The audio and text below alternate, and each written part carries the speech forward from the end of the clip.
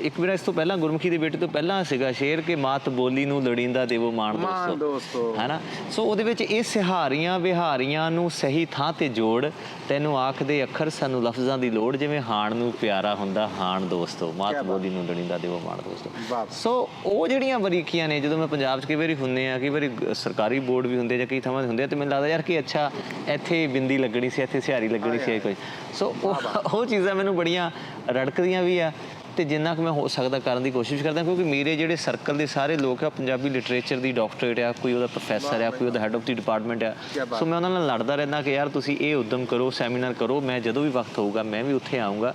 ਜੇ ਤੁਸੀਂ ਇਹ ਗੱਲਾਂ ਨਹੀਂ ਕਰੋਗੇ, ਜਿਹੜਾ ਪਿੰਡ ਦੇ ਵਿੱਚ ਬੰਦਾ ਰਹਿੰਦਾ ਉਹਨੂੰ ਪੰਜਾਬੀ ਬੋਲਣੀ ਆਉਂਦੀ ਆ, ਉਹਨੇ ਜਿੰਨੀ ਕੁ ਲਿਖਣੀ ਲਿਖ ਵੀ ਲੈਣੀ ਆ।